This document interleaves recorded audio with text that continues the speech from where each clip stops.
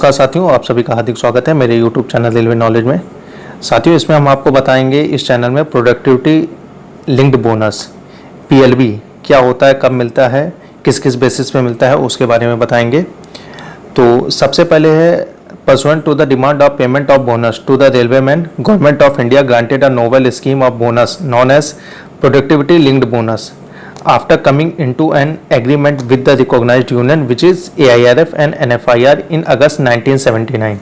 मतलब अगस्त 1979 में जो ट्रेड यूनियन थी AIRF all India railway mens federation, NFIR national federation of Indian railway mens, इनके एग्रीमेंट पर गवर्नमेंट ऑफ इंडिया ने प्रोडक्टिविटी लिंक्ड बोनस का ऐलान किया। The agreement has been amended on 23 August 1984। जो ये अमेंडमेंट था PLB देने का, प्रोडक्टिविटी लिंक बोनस देने का, ये कब अमेंड हुआ? The agreement has been amended on 23 August 1984। Salient feature of the scheme are as follows. सबसे पहले क्या है? एप्लीकेबिलिटी। क्या क्या एप्लीकेबिलिटी है? The amendment scheme shall cover all employees in service on or after 1 April 1979 as stated below. Are railway servant excluding railway protection force and railway protection special force. कौन कौन से रेलवे सर्वेंट? सभी railway servant को include किया गया है। केवल किसको छोड़ के? रेलवे प्रोटेक्शन फोर्स को छोड़ के और रेलवे प्रोटेक्शन स्पेशल फोर्स को छोड़ के।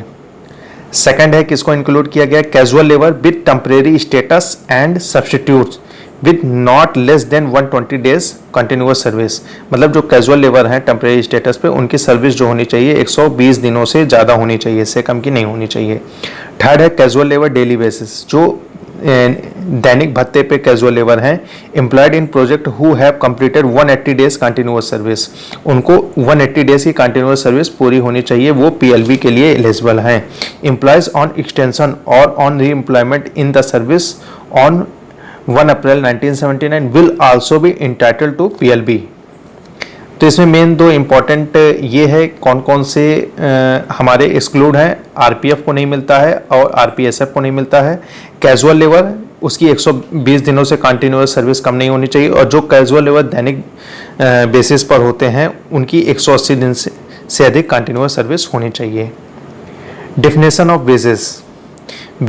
Wages for the purpose of the scheme shall mean and include pay as defined in para 13003 R second, DNS allowance and additional DNS allowance if any. In the case of running staff, the term shall include element of running allowance to the extent admissible in the case of leave salary. Pay for the employed staff will be taken after deducting pension and pensionary equivalent plus DA and ADA due if any. Eligibility, कौन कौन eligible है?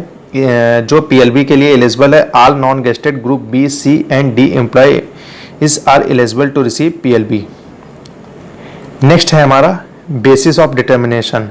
The productivity shall be determined on the basis of revenue traffic ton kilometres achieved each year as derived from the relevant audited statement of statistics of the Indian Railways. The actual performance allowance shall be the basis of productivity and the productivity link bonus.